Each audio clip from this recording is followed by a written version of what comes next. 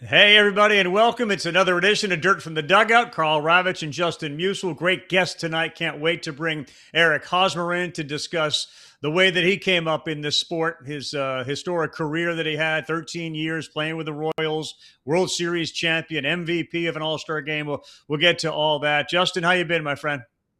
I'm great, buddy. Great to be with you tonight, man, and excited for this conversation. This will be a really good one.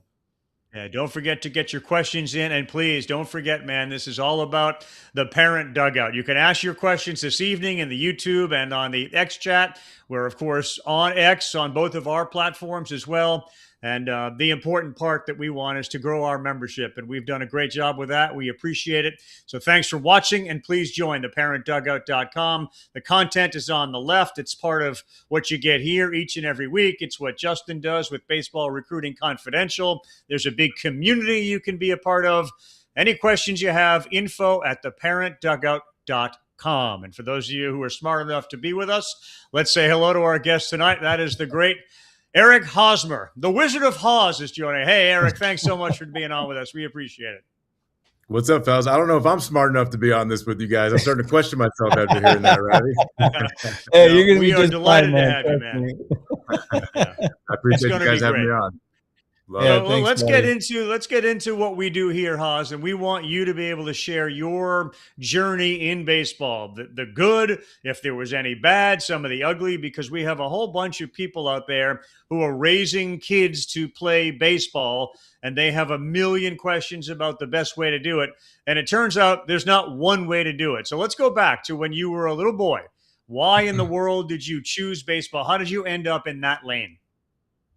Baseball, I mean, that's what, me and my buddies in my neighborhood, that's the sport that we just gravitated to. We'd always be outside doing something, playing basketball, shooting hoops, and whatever season it was, baseball was the one that we just enjoyed the most. We ended up playing all Little League together. And once I was like 12 years old, I got on a team in South Florida. We created a team called the Diamond Kings. That was our travel league. And that's really when we started to really enjoy. We went to Cooperstown. We started to travel for tournaments. We started to kind of get away from being in like a league for 10 to 20 games, and we started going around Yep. to different tournaments every weekend. So it was a team aspect, but then that we started kind of getting a little more competitive with it. And that's when it really started to get fun. The Cooperstown tournament in Dreams Park, Cooperstown, New York is unbelievable. Yeah. You get to stay in the barracks, in the dorms with the coaches. So once you get to go on like a road trip and travel for a tournament, you're just like, man, I love every part of this. And you begin to play teams outside of your county, your state, national, and then you start to understand your age group, and that's when it starts to get really fun. Right. Yeah. No Yeah. doubt about that. By the way, I'm sure, Justin, you probably have been there. I'll be honest, as Justin can ask the next question. I took our boys to the Cooperstown Field of Dreams and stayed in So the barracks. And as an adult, Oz, it's a little different than it was for the kids. I can promise you that. you're a But it better was a man than hell me, of an Ravi. Yeah. experience, man. I don't know if I'm coaching a team. I'm going to say, listen, I'll meet you guys at the field. Don't worry. Someone handle the function. Yeah. There you go. That's right. Oh man, but so then from there it was really cool because all of our guys from South Florida from that Diamond Kings team, we ended up going like 4 or 5 of us ended up going to the same high school, and we went to a high school, American Heritage, where it's kindergarten through 12th grade. There's a junior varsity, a junior high, junior varsity, and varsity team. So we had a catcher that was on the varsity team at 8th grade. Guys were getting called up. So it was fun. It was competitive. And what was really cool about it was once the school season started, that's when it was separate. We had summer ball. And then once the fall and the high school season started, the fall was about conditioning and like team chemistry and team building, Hmm. bonding. And then you got ready for your season. And then obviously winning a state championship it was probably the biggest deal for all of us at that age. And summer ball was kind of like a second thing. And I know it's changed a lot, but that's kind of the routine of how it went for us. So I felt Right. like from 12 years old to my senior year of high school, there was a good core, solid group of players and guys that, Mm. I got to play with from that age on, which was really cool. Yeah. Yeah, I mean, I think Haas, when we look at the landscape now too, man, I talk about this a lot on here on the show, but it's we've moved so much away from playing with others in our communities often and for many years, as you know. Mhm. And so a lot of kids, even at 9, 10 years old are going away from their communities and they're going to play travel ball. I have no issue with travel ball. I think travel ball has a great place in this, and I know a lot of great people in it. But it's very unique to be within your community and play with the same players. I had that luxury as well. I play with a lot of the same players, and they become very close and best friends. And it's Mhm. something I'm really big on from a human element of it. Can you just share what that meant to you growing up and having that around you with some of your best friends around you for years and years and years that you play with? Well, you said it right there, Justin. The human element. Like you need to learn how to be a teammate. You know, part of being a teammate, especially in baseball, when the ultimate goal is to make it to the or of the major leagues, and that's a 162 game season. That's 20 days, 30 days in spring training. That's another 20 days in the postseason if you plan on making it to the postseason. So first and foremost, you need to be a good teammate and make sure your teammates like you. So that to me, that was where our group from 12 to 18 years old, the human element, that's when that development was happening for me. We were, always preaching fundamentals, our high school coach, our 12-year-old coach. So when you get to the minor leagues and there's players from all over the country, you'd be amazed by how many professional baseball players that have signed for millions of dollars don't know the basic core fundamentals of just baseball, of being Yeah. where you need to be on the field. And then on the flip side of that, on the off the field type of stuff, like you need to know how to be a teammate. You need to understand, when certain times are in need of not like someone, talking to someone, uplifting someone. When Yeah. times are going bad, you need that uplifting. So I understand kind of where the youth game has gone, and it's gotten really individualized. And the last thing you want is for these guys, these kids, to be going from team to team each weekend, traveling, and really not getting to know your teammates and not being able to develop and have a relationship with your teammates off the field, and just Yeah. develop, being a kid, being a person. Yeah. Yeah, That's really it cool, man. sounds a lot like you had the best of both worlds, because you took this group that you were really tight with and you were able to kind of travel with them, but they were kids that you met when you were 10, 11, 12, 13 years old. A lot of times now that gets splintered off. And as I've said to Justin and others on this show, and we've had managers on this show and the Pedroias of the world and Dusty Bakers, the stuff that you guys benefit from being in a clubhouse, in a locker room, in a car with five of your friends is such an important part of baseball that you if you're not playing team sports, you don't get. What came first for you? Was it the love of the game, the love of your buddies, the love of winning? Because obviously that happened when you grew up with winning state championships. Which came first? So for me, the love for winning, and I was able to have that mindset and create that mindset because of that group from 12 to 18 years old, that I got to kind of really get that core of the mindset just established there. And then from that point on, I was so lucky and so fortunate to get drafted by the Royals, because the Royals, I'm coming into a farm system. Mike Moustakis, the day I got drafted, reached out to me and said, "Hey, you're coming to instructional league in 2 weeks. You're living with me." I already called the Royals, and I got already just there was the comfort level when I got welcomed by the group of young minor league prospects for the Royals. So I immediately felt that team unity right there. And it is so much easier for me. I know I perform better when I'm with groups, when with a team aspect of it. It doesn't matter if it's in the off season working out. If I got 4 or 5 guys there, I'm going to get a much better workout doing it in that team group environment than just kind of putting headphones on, doing it myself. So with the Royals, Dayton Moore, the general manager, did such a good job of always engraving in our minds that we were going to be the group of players that was going to Yeah. change Kansas City. 1985 was the last time they won. So it never really felt like it was on my shoulders, Moustakis' shoulders. So when we all performed with that mindset of this group is going to be the one. So when I go through that 0 for 8 or 0 for 12 and I'm experiencing failure, I'm not Mhm. thinking that the whole organization is going to be, falling off a cliff because of me. So that mindset, I think, really helped take a lot of pressure off me.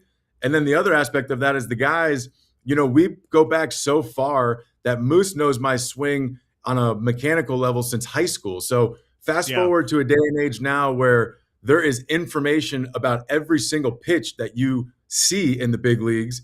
You can get overwhelmed. So at some point in time, you need that voice to just come up to you and say, "Hey, just what did I swing like when I was 18? It was like, tell me what my natural swing was. And he'll be like, kid, just get your hands in the loading position and take the ball to left field. That's it. Let's go. Like, you need that simple mindset for a refreshment every now and then. So you need that group to have players and teammates to tell you what that refresh button looks like. Yeah. That's Love that. so good, man. And Haas, I think when you look at it too, it's really interesting that you bring up the Royals. And I think when you look at it from afar and you see kind of what you guys built there, you literally are kind of describing keeping a group together, right? A young group that came up, a lot of you that lifted an entire organization, right? That hadn't won in years, man. So like it's cool to kind of see that from afar and see what you guys did there.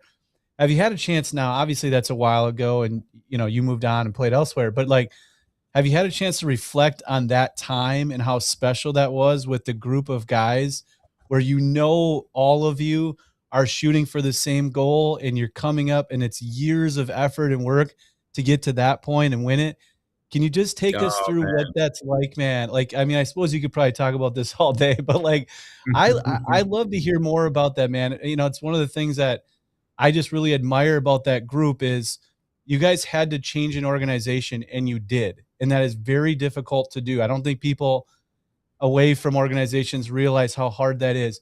Can you take us through how special that is to you and what that means to you now to be with a lot of the same guys through that journey?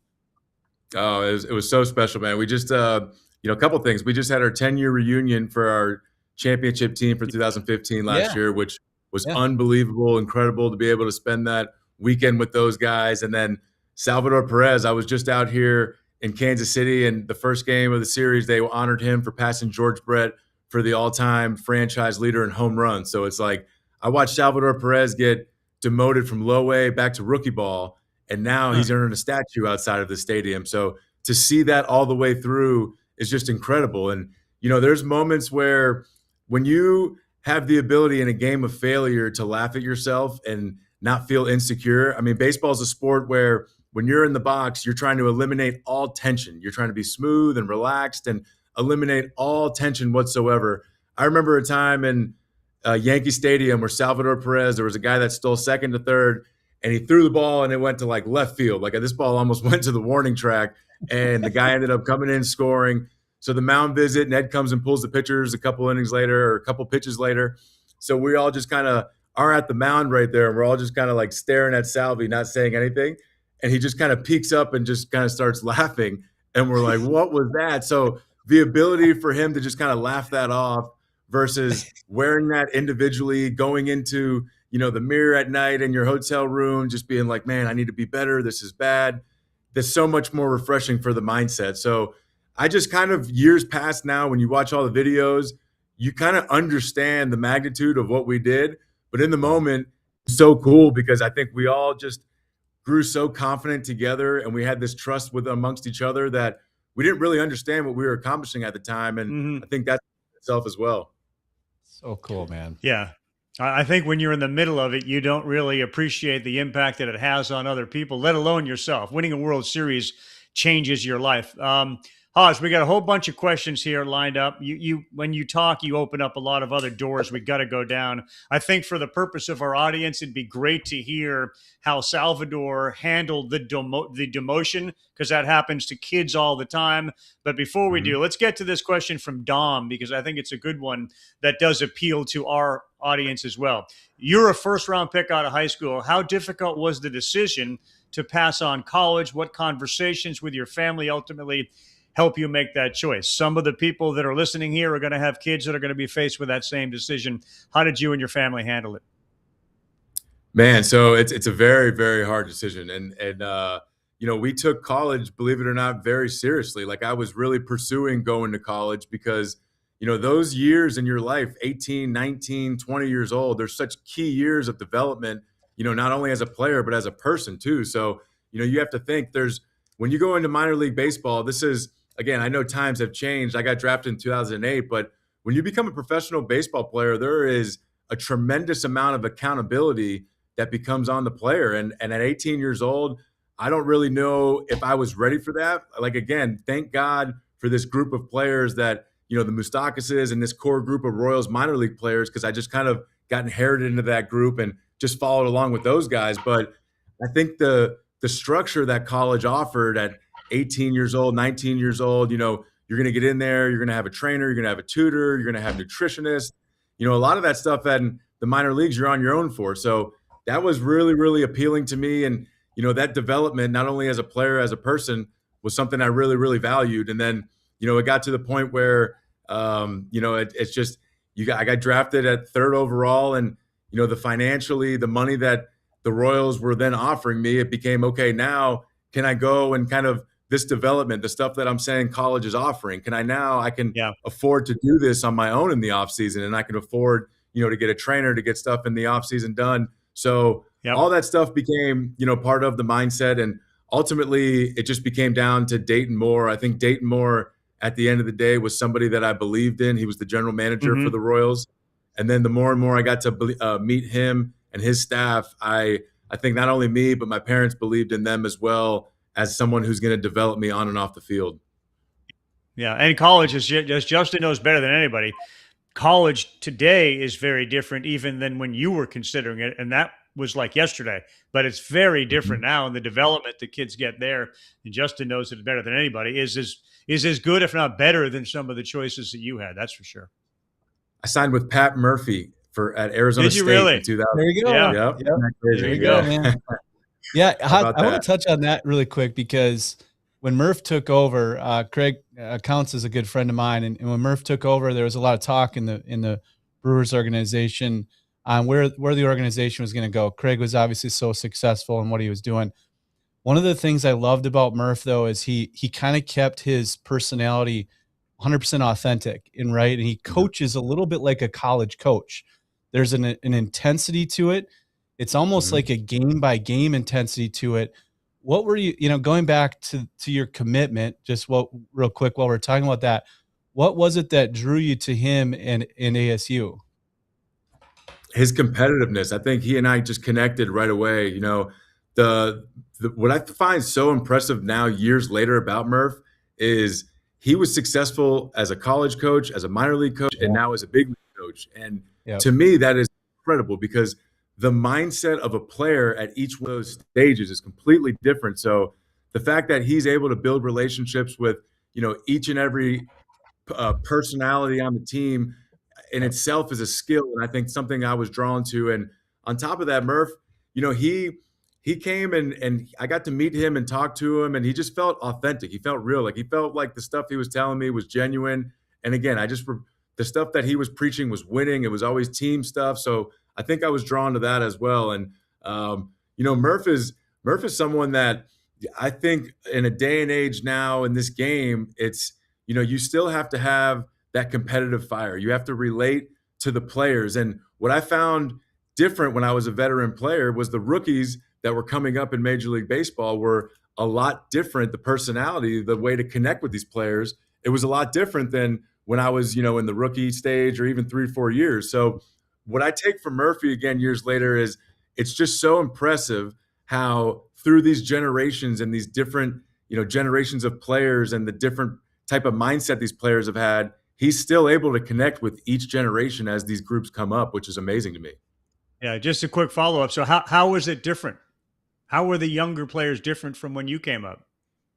So I believe, with in a day and age now with all these numbers, I just truly believe that it's a language. I think analytics is a language that these younger players now speak, and that's how they're learning the game, which is not their fault. It's not anyone's fault. That's how a day and age where we're in. So I used to tell my older coaches, the old school guys, all the time, I go, listen, you don't have to live and die by it, but why don't you just learn the language? Because Jake Cronenworth, for me, was one of the most influential players in my career, because when he came to San Diego, he would always come in the dugout and grab the iPad, and we would talk about at-bats. And in the major leagues, I feel like when you're scouting pitchers, you can break down the pitcher and you have to separate a right-handed hitter and a left-handed hitter. There's 2 different ways that they attack those guys. So Jacob and I were lefties. I would always talk to him, and, a guy would have a cutter, and I would get back to the at-bat. We'd talk about it, and Jacob would be like, oh, man, this horizontal movement's getting me, man. Like, I can't do this. I got to get inside of it, whatever.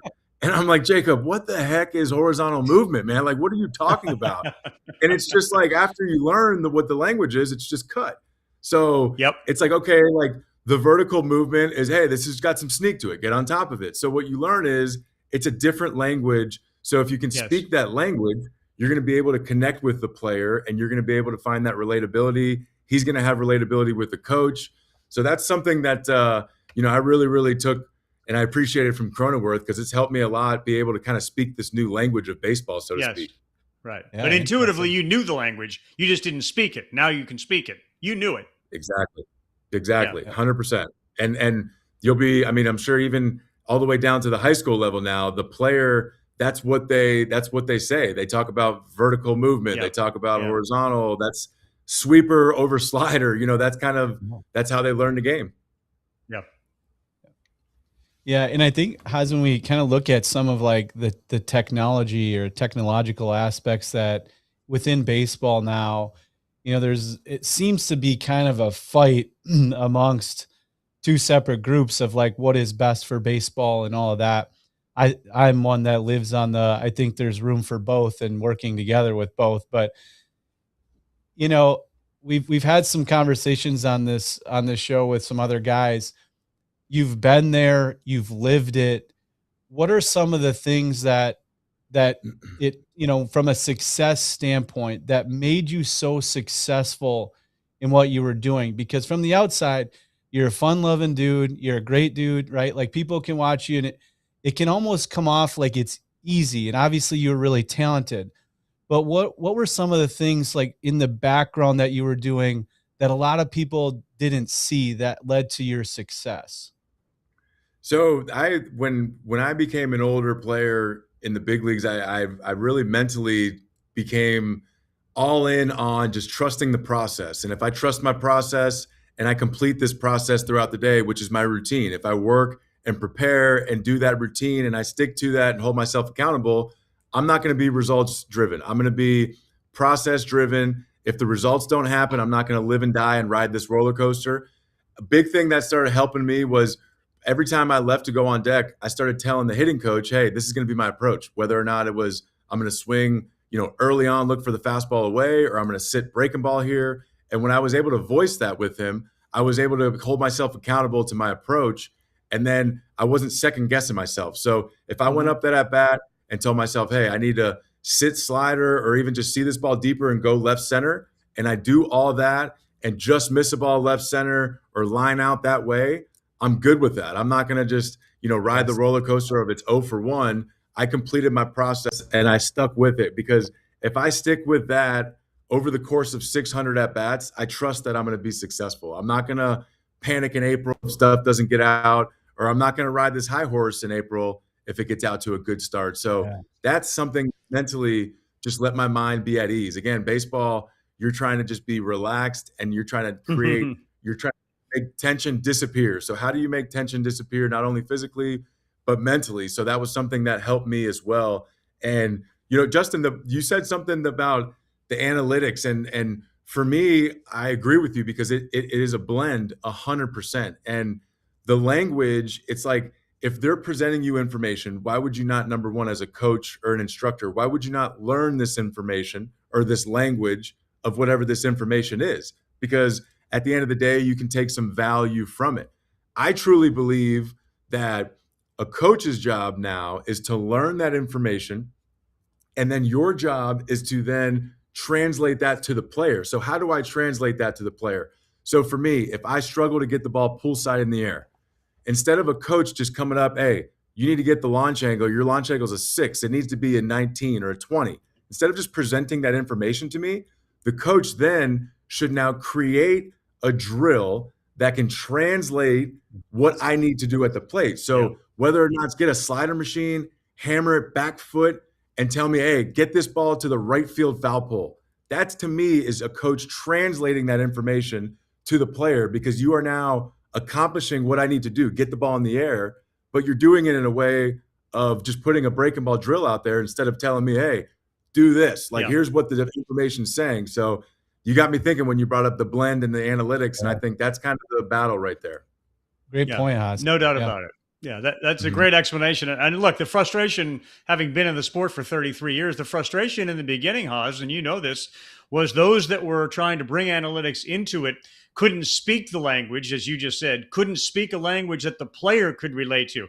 Organizations Mhm. now literally have middlemen, as you know, doing that. Like, take Right. this incredible information, sift it so that that guy can understand it. Is where analytics and the old school, I don't want to know all that, now Mhm. blend beautifully.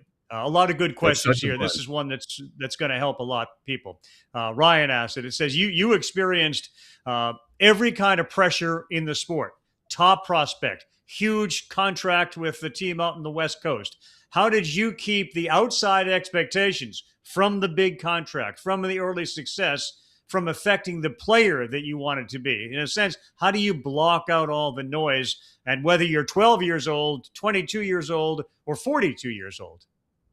Yeah, so my first year, was fortunate. I in 2013, the World Baseball Classic that was going on, and they were training in Arizona. And Mark Teixeira went down with a wrist injury, so they called me in Surprise, Arizona, to come fill in for him. So I was on that team, and I'll never forget. We were playing the Dominican Republic, and I was in the dugout with Jimmy Rollins, and I'm like, Jimmy, man, like, how are you always just so cool, calm, and collective? Like this is the same demeanor you had at the workout we just had, and there was nobody there. And now there's thousands, 50,000 people here. This is the biggest game going on right now. And he was just like, man, I've experienced every outcome. You hit the home run, you have that feeling. You strike out, you have that same feeling. Like, you got to understand, how can I get my mindset just the calmest it can possibly be? So how do I get rid of that tension? And the way he was doing that was, by experiencing the failure and understanding what happened during that failure. I was tense. I was thinking too much. And then you experience the success. I was clear minded.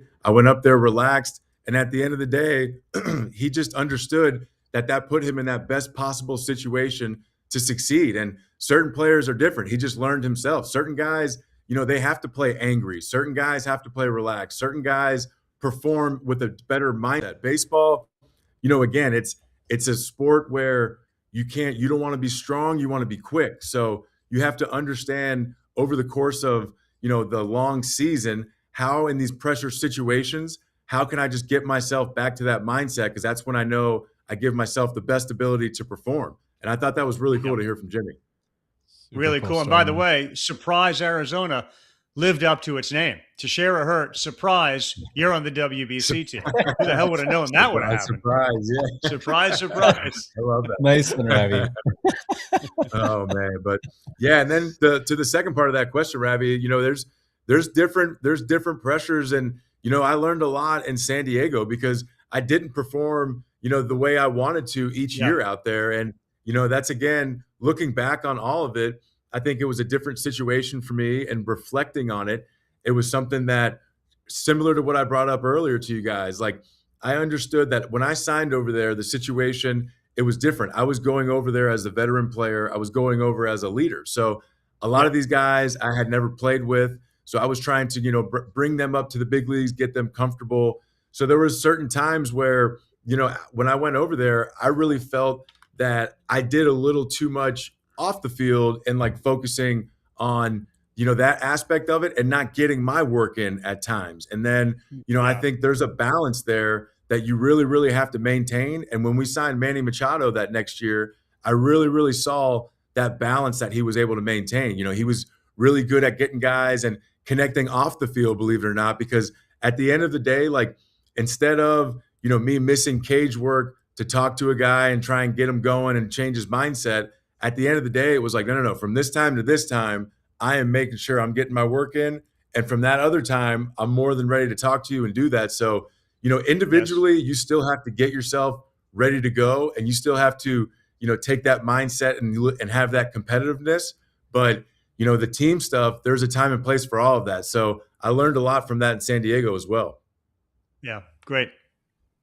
Yeah, Hans, when you look at the team aspect of it, you brought this up yourself here, and you go from an organization that you basically became an adult in, right? I mean, you went through some really critical years, and then you change it over. It's obviously a huge change. So I want to get to this question here. I think it's a super interesting question. I'm shifting down here a little bit on it, but Mark asks, like, leaving a place where you won a World Series isn't easy. When you decided to sign with the Padres, what ultimately convinced you that that San Diego was the right chapter? I just wanted to go As to Dickie this V would say, 144 million, 144 million. That's what convinced him. Dickie V. Hey, Dickie V, people, I'm sure a lot of hardcore baseball fans know this, but he would always sit right there in Tampa Bay by the on deck in the visiting dugout. So I got to meet Dickie V, man. He's, wow, what a blessing, that guy. That guy's the man. He's the best. Yeah, he really is the best. So San Diego, ultimately, it was, it became two choices. It was, San Diego and Kansas City. Financially, it was definitely a big difference. And, I've gotten to tell people in Kansas story, kind of that side of the story and all that. So that's really nothing new to anybody. But, at the end of the day, too, I was able to go there and I was able to see their farm system. And, they had Tatis, they had Morejon, Chris Paddock. They had a lot of guys that were really, really good young players that I truly believed in. So I really enjoyed and embraced the role of being the veteran guy for those guys. And I was really going to enjoy taking that on. I did enjoy taking that on. But I think what I understood and what I learned, again, performance, like I'll always hold myself accountable. The performance, I'm not making any excuses and it wasn't where it should have been. But at the end of the day, when I reflect on it, that's what I learned is, when I was going back and taking those 0 for 8s and just wearing them by myself and, didn't have that ability at that mound visit to joke with Salvi and those guys. And it's not any of my teammates' faults in San Diego because these guys are 19 or 20, 22 years old trying to get their footing in the big leagues. It's just they weren't, at that stage in their career yet. So for me, I just felt like those performances, I was kind of wearing it individually. And then that mindset again, it just didn't create that mindset for me to perform the best maybe. And that's kind of what I reflected and learned from was like, okay, when, that 12 to 18, the minor leagues, the big leagues, like these were all these groups that I was a part of. So then after the first couple of years, I really just tried even with the younger guys, with Tatis and Machado. And we got to a point where, we had that same bond like we had in Kansas City to where we were, been joking, we were loose in the clubhouse. So those first couple of years of that transition, it was really tough to wear all those performances individually versus with the team. No doubt. That's a great answer because patience pays off. That's a big part of this deal.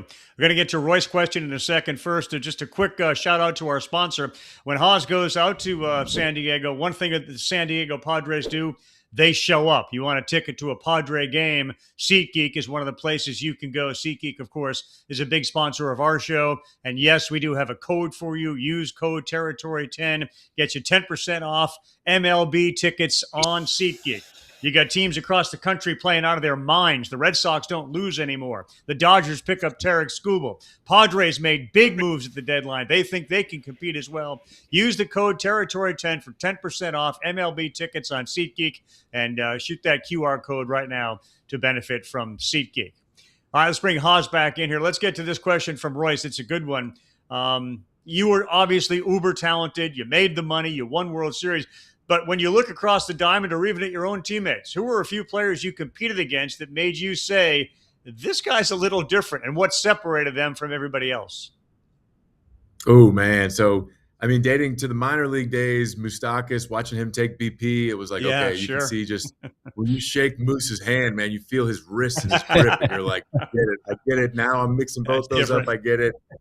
It is. And then, you start to see some fastballs. I remember when I was a prospect, Neftali Feliz was the number one prospect with Texas, and we shared a complex there in Texas there with with the Rangers, and we would play them every instructional league, spring training, and seeing his fastball was the first time I saw like a real fastball that took off.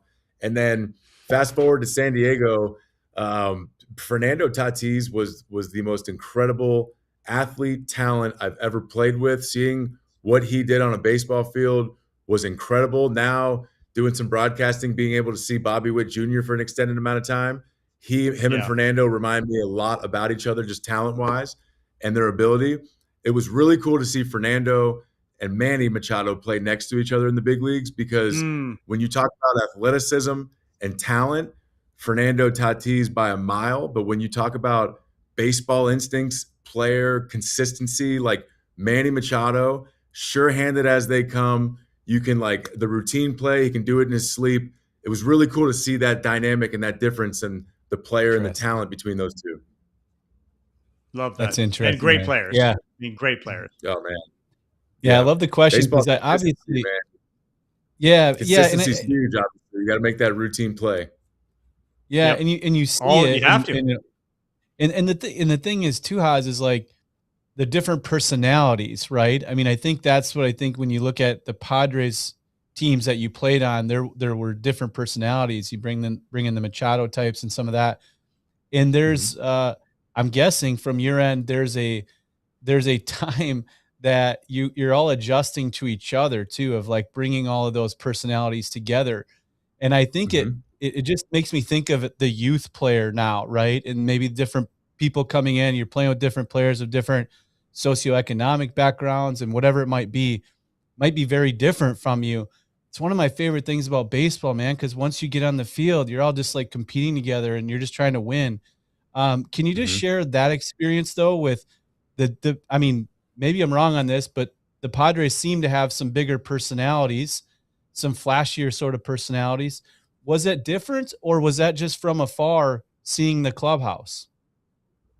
Yeah, it was different. I mean, the guys off the field were into their stuff and they're in their own thing. And it was so cool, man, because we had, Ha-Seong Kim from Korea. We had players from the Dominican. We had players from Cuba. We had American players. I mean, all different ages too. So that was really cool. But the amazing thing about that was, each and every one of those guys, and including the teammates I had in Kansas City, what was so cool about it is, when you're playing baseball, you're going over these scouting reports and, you're trying to figure out pitchers and you're trying to figure out any edge that you can get on a pitcher, on a team, whatever it is. So once we kind of, when we established our core group in San Diego with Tatis and Machado and those guys, and then we brought in Ha-Seong Kim, we brought in different players, we kind of established our own language, so to speak, on like game planning and how we do things. So, if we have, for instance, if we have a game plan where, hey, we have a pitcher where this guy, we want to see him up and we think we hit him well. Maybe we're not going to steal bases today. We all understand that. Or, we have a certain tendency or tell that we have on a pitcher, or we're explaining how a breaking ball breaks, whatever that is. And then you always have an at bat or two, and then Ha-Seong Kim would come up and we would just start talking about the pitch. And once you start talking about baseball, like it becomes just the same mindset and the same language, so to speak. So that was really cool to be able to connect with guys in that way. And then as you learn with Ha-Seong Kim, like the vulnerability, the vulnerability in himself, being able to laugh at himself after making a bad swing or a bad play, we then connect with him so much more. And then you find ourselves laughing with him on the bus on the next city, heading to the next city. And you just learn that's kind of what establishes and starts the relationship. Yeah, Super that's cool, great. man. That's a great answer. Hey, I know we grew up in Miami, so you're a fan of the Canes and the Marlins as well. We've got a couple of questions from a Canes cats, and one of them maybe you will be able to relate to. I don't know, but it says you played in an elite squad with some great players, had some great coaching. What did you learn from playing with them? And do you also have a funny Richie Palmer story? Now we're getting into the weeds because we don't know who Richie Palmer is. Do you know who Richie Palmer is? I do not know who Richie Palmer is. I don't know. That might be before my time or past my time. I'm not sure. But we played, Elite Squad. I'm sorry. So Elite Squad is, I think Tristan Casas, I believe, played on Elite Squad down in Miami. So I think that's what they're talking about. And I'm assuming Richie Palmer plays on that or coaches on that team. I actually played so my summer situation was when I was 16 years old, I played on a team called the Florida Bombers. And the Florida Bombers, it was basically all the top players from South Florida. And those guys, a lot of those guys had the opportunity pretty much to go to University of Miami. Like that's where University of Miami scouted most of their players. So Yonder Alonso played on the team before, and then he was a senior, graduated. So they invited me. We went to Farmington, New Mexico. We ended up losing in the championship game in Farmington, New Mexico, or not the championship, like the semifinals. And long story short, the coaches kind of had a little fallout. They separated.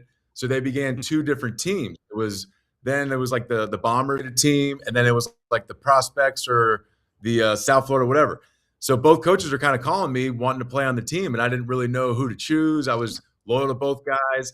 So then all of a sudden, the Midland Redskins came calling me, a team from Cincinnati, Ohio. I'm sure you guys have heard of them. So Barry Larkin, Ken Griffey Jr. all played for them. And basically the opportunity is you're going to come out there, you're going to live there in the summer, you're going to stay with the host family. They give you a rental car. They play like 80 games, 70 games, like a crazy schedule. So it's like the closest thing to a minor league season. And then on top of that, for me, I was out. I'm like, I'm there. I can't wait. So then on top of that, the Perfect Game National Showcase was at the University of Cincinnati that year. So I'm like, this is like a one-stop shop.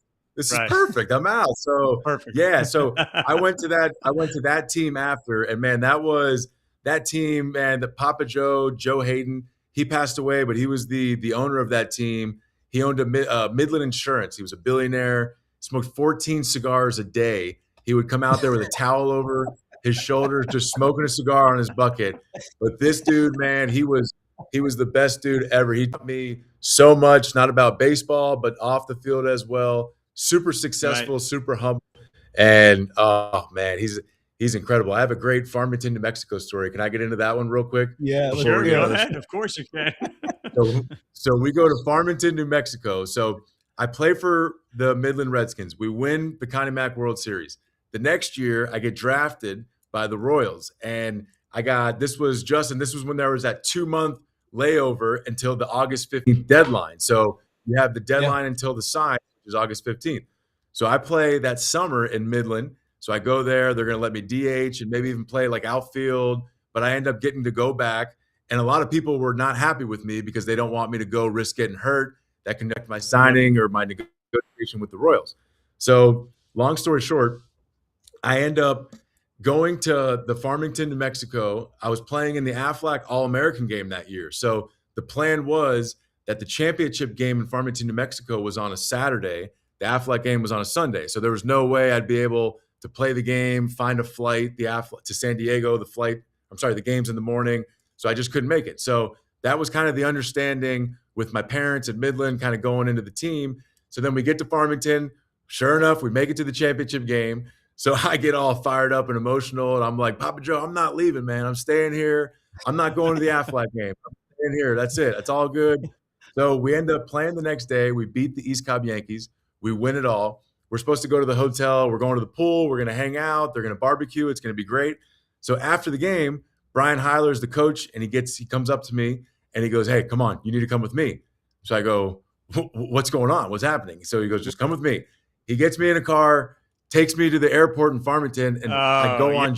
You're going to the Aflac. Fly to the Aflac game, and it was the most amazing experience of my life, man. It was incredible. Unbelievable. Wow. And I'm like, hey, man, you want to pay attention and drive this thing? But it was that awesome, is amazing. By the way, just quickly, how did the Aflac game go? Did you make it, and did you do well? I went to the Aflac game. I think I got a hit. I went 1 for 3, maybe 1 for 2. I got to meet Pat Murphy there. He was there. So it was great, man. It was great stuff. Great. That's a great story, just a couple minutes left, Haas. We're going to get to we do the kitchen sink. We kind of throw some random questions at you, kind of quick answers here, and then we'll get into your MVP. So the first question on the kitchen sink, you alluded to it. We know you won a World Series. You also won a WBC gold medal. I've heard some people say the WBC is the greatest thing they ever did. How do you compare the gold medal and a World Series title? Oh, man, it's just so different for an American-born player because the World Series is that was my dream as a kid. World Baseball Classic came on a little later, but that was special as well, man. Jim Leyland was my manager when we won the gold medal. Being able to celebrate with him, I'll never forget those memories. Yeah, excellent. Yeah. That's awesome. All right, let's go to the next one here. It's always tough to put put an exclamation point on which one there, but let's get to something a little less serious on that one. Favorite food city, man. What's you've been all over? Give us your favorite food city and why. Oh man, Chicago. There are some great restaurants in Chicago, and the traveling secretary for the Cubs, VJ, he is the man. And any restaurant you ever want to go to and experience, he's got it. So Chicago, I think. What's your favorite food? What if Haas had a meal? Where you going? Favorite type of food is Italian, no question. I Okay. want to go to an Italian restaurant. I love each and every. I just went to the Saloon in South Philly a couple weeks ago, and that place, Yeah. veal parmesan on the bone, man, bone in. It was so good. This is the kind of important information that we need and parents need to know. All right, next question on the kitchen sink for the World Series and WBC winner. Haas, which came first, your love of baseball or your love of broadcasting? Because you love broadcasting. Yeah, I mean, obviously baseball, and then that love just kind of, you understand post-baseball career, like playing career. My coach used to always say baseball is not who you are, it's what you do. And then I retired my baseball career and went a year without kind of being involved in the game. And I'm like, it might actually be who I am a little bit, but I love the game so much. I had to find a way to stay involved, man. And broadcasting is the ability now. It gives me separation. It gives me 10 days at home with my family, with my kids. I got 3 kids, all under 4. And then it gives me 3-4 days on the road where I get to kind of lock in on a team, on a pitcher, and feel that rush again. So it's the best. Yeah. But That's you awesome, were, when man. you were hitting in the backyard, you were describing, here's Haas, deep drive. I mean, you were doing that when you were a kid, right? Oh, yeah, absolutely. I had that Tony Gwynn solo hitter. There was baseballs on the string, and I would pull the string back. But you better believe before that string was back, it was about a 30-second intro about the situation and who's batting right now. Love that. Love that. Oh, that's great, man. No Love doubt. to hear those. All right, let's go to the last one in the kitchen sink, and then we'll get to your MVP, man, and get you out of here. But describe Eric Hosmer, the dad. Ooh, so that's salty. You can see a lot of salt in this beard, and it's extremely salty as a dad, that's for sure. But, there's certain things now that I understand a lot more as a dad. A lot of fathers when I was a player, a lot of parents when I was in Kansas City would come up to me all the time and just share that, I was a role model for their son, for their child, or even their daughter. And I, understanding now having, a boy and 2 girls, what that means to have influence on someone's children. And, my boy, I want him to be such a good dude so bad that I know he's always going to look at me as dad, and he's probably not going to listen to me. So now, I realize how fortunate I am to be with the Royals, and he's going to be watching Kansas City, and he'll probably have a liking for Bobby Witt Jr. and how good of a guy he is. So these little just, character, the guys that, show that kind of accountability and character is the stuff that I kind of sense now and I see as a dad. And that's the stuff that I just find myself appreciating a lot more. And that's kind of the way that the saltiness comes out now, is if there's certain guys kind of disrespecting that professionalism or, that kind of character flaw situation. So different than the young Haas at 21 ripping the Power and Light District here in the city. No doubt. Although the Power and Light District was a good place for a 21-year-old, that's for dang sure. All right, Haas, last one we have for you. This is a question we ask all of our guests. The most valuable person in your life as you grew up, doesn't have to be about baseball, but if you had one MVP, who would it be in your life?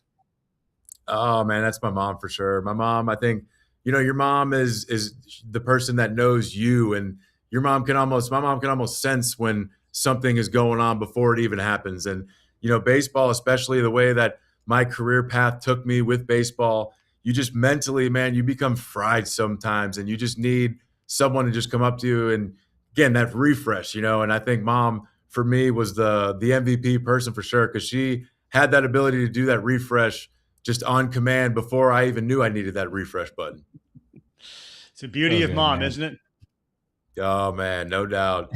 Mom. And then I tell you what, man, now fast forward, every man, I got 2 little girls, and every man needs a little girl, man. They bring out a soft side in you that I never knew I had, but I love that I have it. Yeah, amen to that. Hey, Haas, man, you've been great. Your stories are exactly what this is all about. We know that the information you gave to the fans and the members here tonight have been outstanding. So thanks. We wish you the best of luck in your career, and we'll see you at the ballpark soon. Appreciate you, Ravi. Can't wait, brother. All right. Justin, thanks, Haas. Appreciate it, man. Thanks for having me. You too, buddy. Yeah, thanks a lot, man. Remember, everybody, join, please. Become a member here. We thank Eric Hosmer, who is outstanding, but it is the Parent Dugout. Join us at theparentdugout.com. Become a member and join in. You get all the content. You get these types of podcasts. And next week, a very special guest.